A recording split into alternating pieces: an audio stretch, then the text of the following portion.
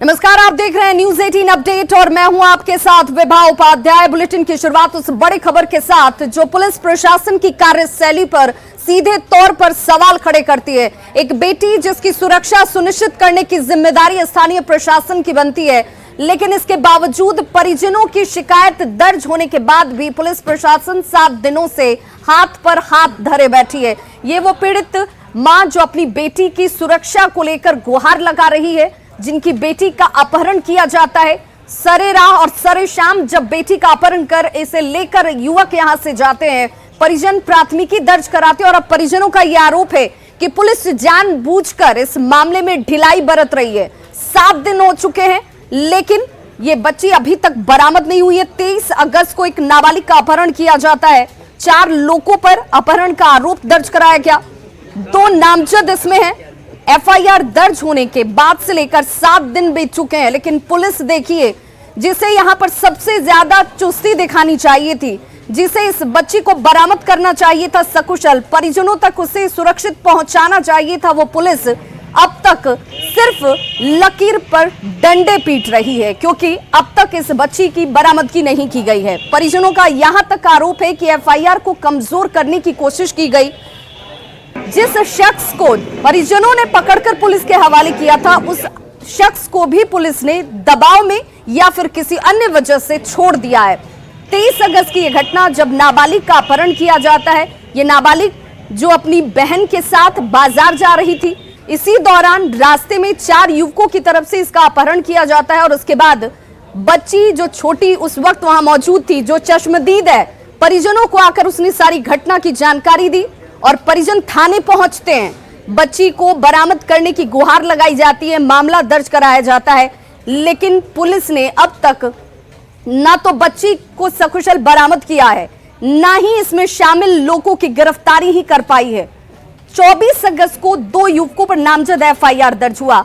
ये पीड़ित परिजन जो इस वक्त आपको तस्वीरों में नजर आ रहे होंगे, हालांकि इनका चेहरा हम आपको नहीं दिखा सकते हैं। ताजपुर थाना पुलिस पर संगीन आरोप इस वक्त लगते हुए, और यह आरोप बेहद लाजमी है। पुलिस ने अपहरणकर्ताओं को भागने का मौका आखिर क्यों दिया? यह सवाल इसलिए क्योंकि पुलिस अगर चुस्त होती तो यहां इन्हें पकड़ा जा सकता था, अब तक बच्ची की बरामदगी हो सकती थी, लेकिन ऐसा अब तक 7 दिनों के बाद भी कुछ भी नहीं हुआ। सामान लाने जा रहे थे तो इधर से 2 गाड़ी गया था, से 4 आदमी बैठा था, हमको धकेल दिया और दीदी को कान में बंदूक से टाका बैठा लिया। अच्छा, कहाँ पर? मंदिर से थोड़ा पीछे। मंदिर से थोड़ा पीछे? हाँ। तो उसमें कौन लोग थे, पहचाने थे? 2 आदमी सामने आएगा तो पहचान लेंगे, 2 को नहीं जान। ना हुई थी, कब हुई, कितने दिन हो गए, पूरी बात बताओ। सामान लाने के लिए 10:30 बजे के लगभग भेज ले रही है। सुबह में? हाँ, सुबह है।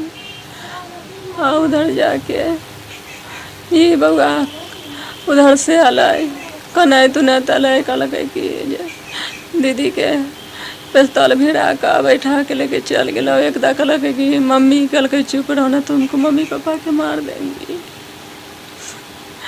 वो में ये लेता बहुत पूरा थरथराए थे, पानी उनी पिया लिए तब बोल रहे।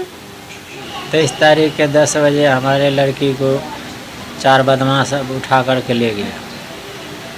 कौन थे, किस समाज के ये लोग हैं? ये लोग जैसे रजवा पंचायत के हैं।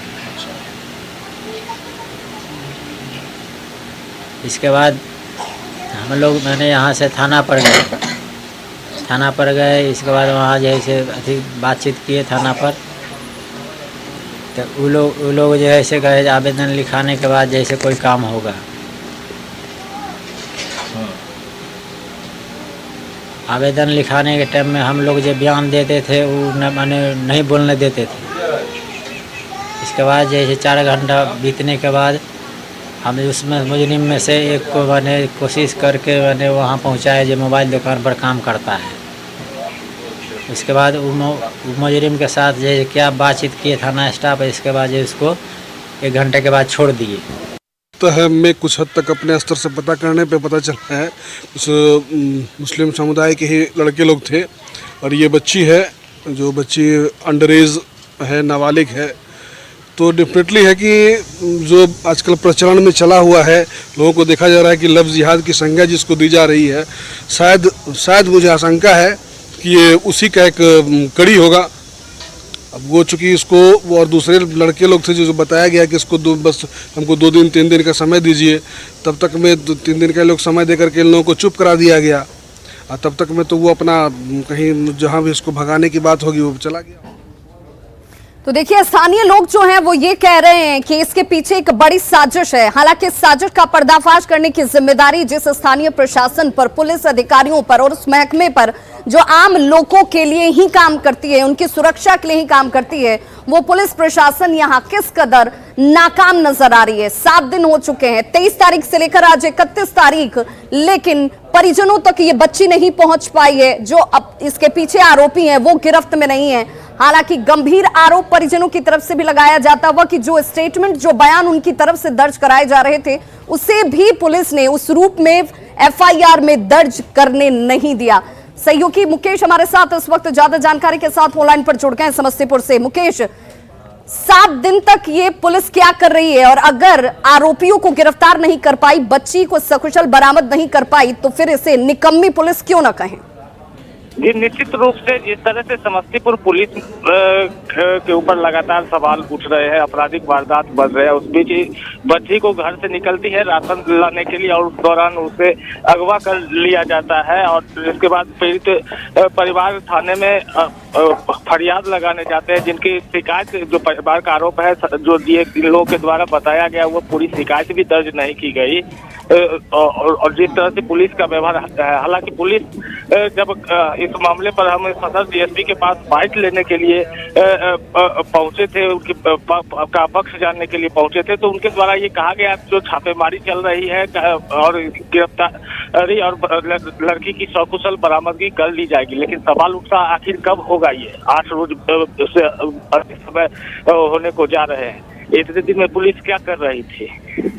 मुकेश, ये जो अधिकारी आप तक इस तरीके का गैर जिम्मेदाराना बयान दे रहे थे, क्या आपने उनसे जानने की कोशिश की कि और कितना वक्त इंतजार करना चाहिए? वैसे मामले जिसे लेकर मुख्यमंत्री नीतीश कुमार कहते हैं कि अगर आपको खबर में या इस मामले में परिजन सामने से बयान दर्ज करा रहे हैं तो त्वरित कार्रवाई कीजिए।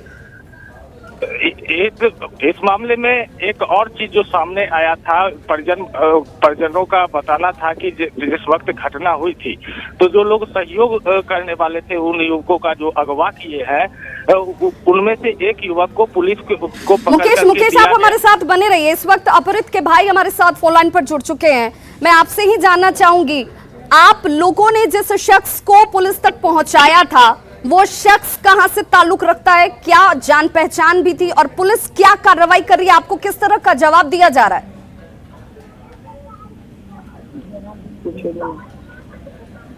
कोई जवाब नहीं दिया जा रहा आप लोगों को? कोई अधिकारी आप तक पहुंचे थे? हेलो, कोई अधिकारी ने आपसे संपर्क किया? हाँ जी, हाँ। उनकी तरफ से क्या कहा गया आप लोगों को? कि मैं कार्रवाई कर रहा हूँ, यही कहते हैं। और ये आश्वासन किस दिन उनकी तरफ से दिया गया कि कार्रवाई की जा रही है? हाँ जी। कितने दिन हो गए? इस 24 तारीख को, 23 तारीख को घटना होती है, 24 तारीख को ये आश्वासन दिया गया था। हाँ जी। और उस दिन से लेकर आज तक कोई अधिकारी पहुंचे? नहीं, उसके बाद नहीं। आप लोगों ने फोन किया था जिससे लेकर रिस्पांस किया गया हो, या किसी अधिकारी की तरफ से या थाने की तरफ से कोई जानकारी आप तक दी गई हो? नहीं, मैं थाने पर गया था। मैं वहां पर क्या कहा गया आपसे? मुझे बोला गया कि मैं कार्रवाई कर रहा हूँ, ढूंढ रहा हूँ, यही सब बोल रहे हैं। जिन लोगों को लेकर आप लोगों ने FIR दर्ज कराई है, जिनमें 2 नामजद हैं, ये दोनों नामजद क्या उसी इलाके के रहने वाले लोग हैं? हाँ जी, थोड़ा सा अलग है। आप लोगों को पहले से अंदेशा था क्या कि इन लोगों की तरफ से कोई दबाव बनाया जा रहा है? नहीं, ऐसा नहीं। कभी इससे पहले बच्ची ने कोई शिकायत की कि उसे परेशान करने की कोशिश की जाती है, आने जाने में दिक्कत होती है, डरती है, या इस तरह की कोई बात उसकी तरफ से की गई थी? ऐसा कुछ नहीं है, छोटी सी है।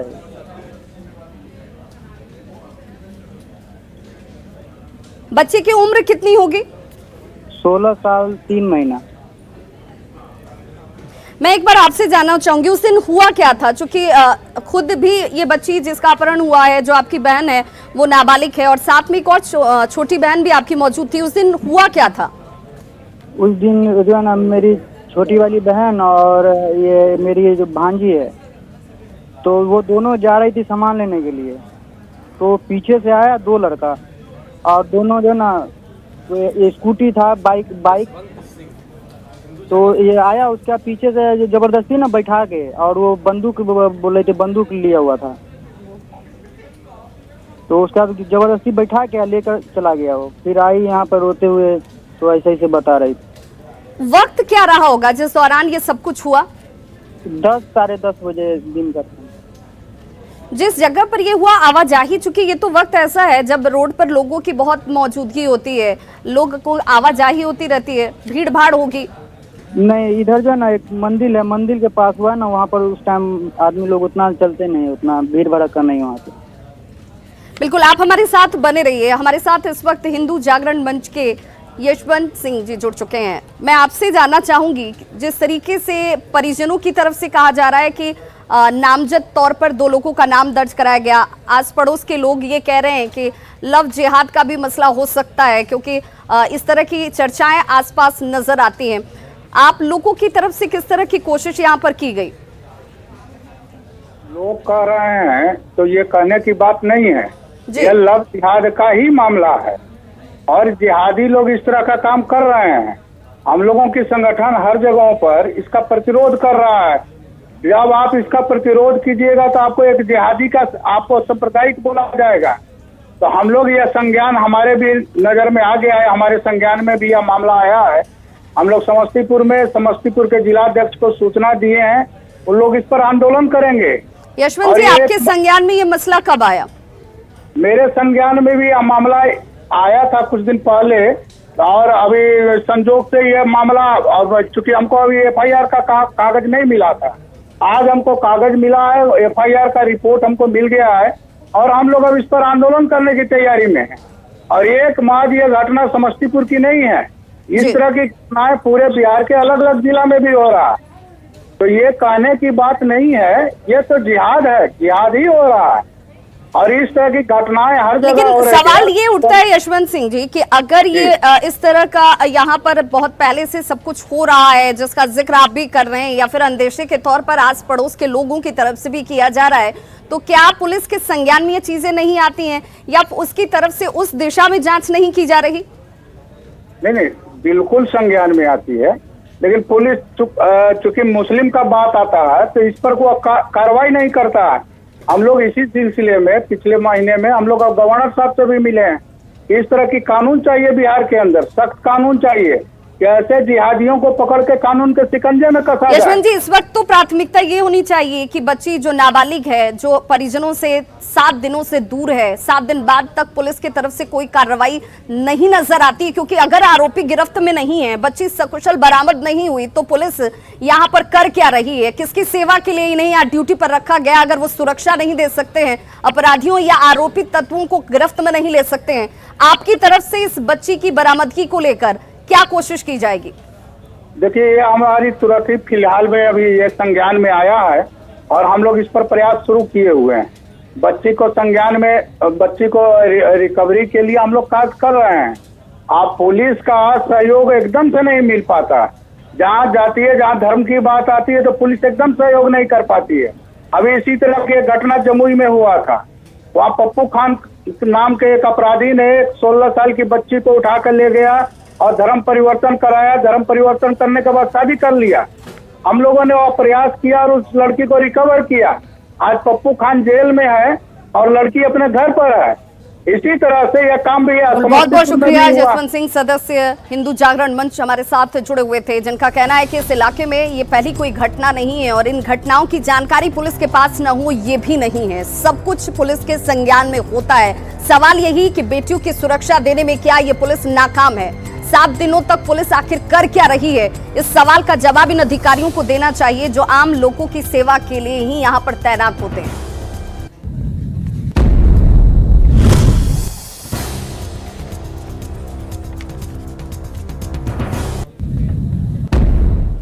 और अगली बड़ी खबर जमुई से सामने आ रही है, जहां पर डॉक्टर की पीट पीट कर हत्या कर दी गई है। आपको बताती चलिए कि इसके पीछे एक वायरल वीडियो वजह बताई जा रही है, जिसमें डॉक्टर पंडित, जिनका वीडियो कुछ वक्त पहले वायरल हुआ था, इस शख्स की पीट पीट कर हत्या कर दी गई है। अब मामला संज्ञान में आने के बाद एक बार फिर से जांच पड़ताल शुरू की गई है।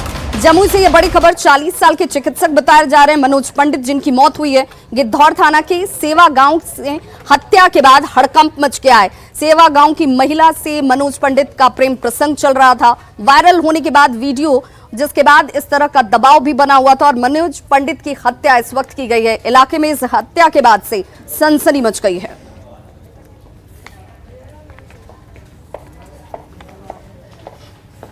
जमुई जिले के गिद्धौर थाना इलाके के सेवा गांव में बीती रात एक ग्रामीण चिकित्सक, मनोज बताया गया है नाम, उसको कुछ लोगों ने, गांव के कुछ लोगों ने पीट पीट कर हत्या कर दी। बेरहमी से पिटाई की गई। बताया जा रहा है कि प्रेम प्रसंग को लेकर इस घटना को अंजाम दिया गया है, जबकि परिवार वाले दुखी हैं, नाराज हैं। इनका कहना है कि ऐसा जो भीड़ ने अंजाम दिया है ये गलत है और जो अगर कुछ बात ही थी तो समाज में लाना चाहिए था। किस तरह से घटना को अंजाम दिया गया और ये वायरल फोटो का क्या मामला है? वायरल फोटो का मामला है तो समाज में आना चाहिए था। लड़की ने कंप्लेन नहीं किया, अगर लड़की भी राजी था तभी तो कंप्लेन नहीं किया। वो शादीशुदा महिला है, महिला शादीशुदा है, लड़की कंप्लेन नहीं किया। अगर लड़की को प्रॉब्लम था वो थाना जाती, FIR करती। वायरल फोटो हुआ तो वो FIR करती। तो कैसे गांव वालों ने ये? गांव वालों ने, वो मेडिकल क्लिनिक पे मेरा भैया बैठे थे और अचानक से कुछ आए बदमाश और लगभग 2 दर्जन के आसपास में आए और तमाचा मारना शुरू कर दिया। पहले फिर कॉलर पकड़ के बाहर खींच के ले गया खेत में, फिर रॉड, और वो लोग व्यवस्था करके रखा था पहले से ही कि इसको मारना ही मारना है। फिर रॉड और खंती का इस्तेमाल किया गया, पीठ पे, पूरा शरीर पे मारा गया, जिससे इसकी मृत्यु हुई। क्या कहना चाहेंगे आप? कुछ कह रहे हैं? जी सर, मैं बोलना चाहता हूँ कि इसको आप एक सिर्फ आदमी नहीं कह सकते, बल्कि एक योद्धा थे। ये पूरा कोरोना काल में पूरा समाज के लिए दिन और रात कोरोना से न डर कर लोगों को सुविधा दिया, चाहे दिन हो या रात हो। जिस तरह से भीड़ ने ये घटना को अंजाम दिया है, पुलिस प्रशासन से क्या मांगे? आप पूरा भीड़ नहीं कह सकते हैं, लेकिन कुछ इसमें बदमाश लोग हैं, 20 से 25 लगभग है, उसमें से वो लोग ये साजिश रचकर इसको मारने का काम किया है। आप ग्रामीण नहीं बोल सकते पूरी तरह से, ठीक है। गांव के कुछ लोगों ने जो एक महिला के साथ प्रेम प्रसंग की बात बताकर, बताया जा रहा है, जो परिवार वालों का कहना है कि साजिश रचकर इस घटना को अंजाम दिया जाए। गांव वाले, ये परिवार वालों का कहना है कि इस मामले में पुलिस कार्रवाई करे और जो भी लोग दोषी हैं उनकी गिरफ्तारी जल्द हो। केसी कुंदन, न्यूज़ 18 जमुई।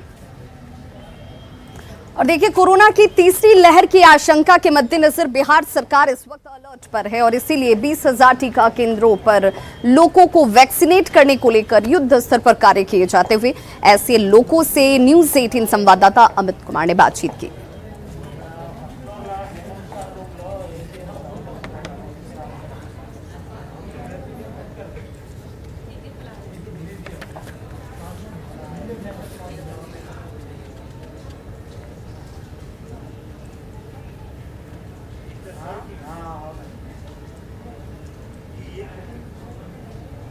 और चलिए आप देखते हैं क्रिप्टो की समझ।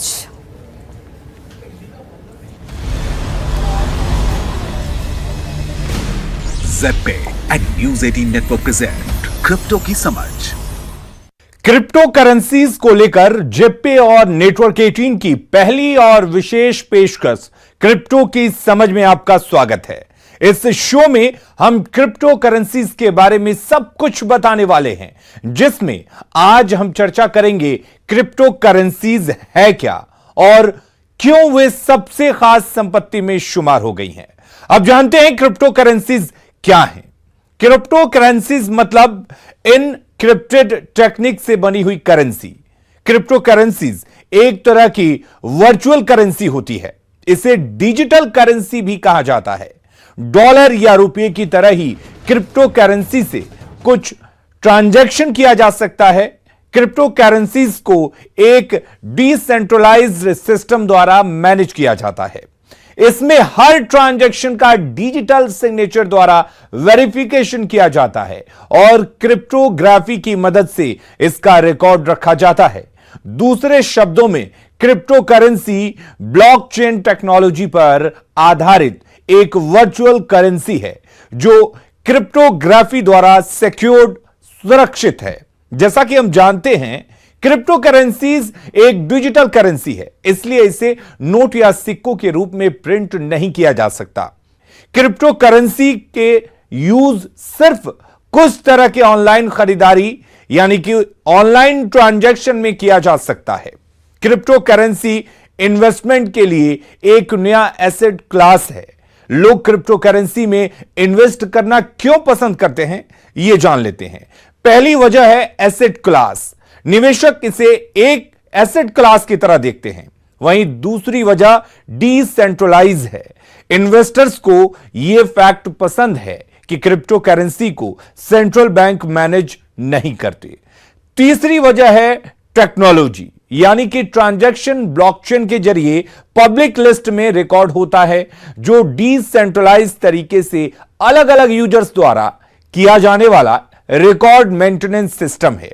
यह ट्रेडिशनल पेमेंट सिस्टम से ज्यादा सिक्योर है।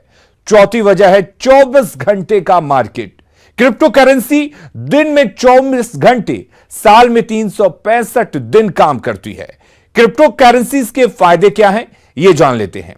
क्रिप्टो करेंसी एक डिजिटल करेंसी है जिसे आप किसी भी देश में इस्तेमाल कर सकते हैं। क्रिप्टो करेंसी की कीमत सभी देशों में एक बराबर होती है, क्योंकि इस पर किसी भी देश की कोई भी सरकार का हक नहीं है। क्योंकि क्रिप्टो करेंसी किसी भी देश की करेंसी नहीं है, इसलिए इस पर किसी भी देश की आर्थिक स्थिति का कोई प्रभाव नहीं पड़ता। और अगले हफ्ते आपसे फिर मिलेंगे क्रिप्टो करेंसी पर और जानकारी के साथ।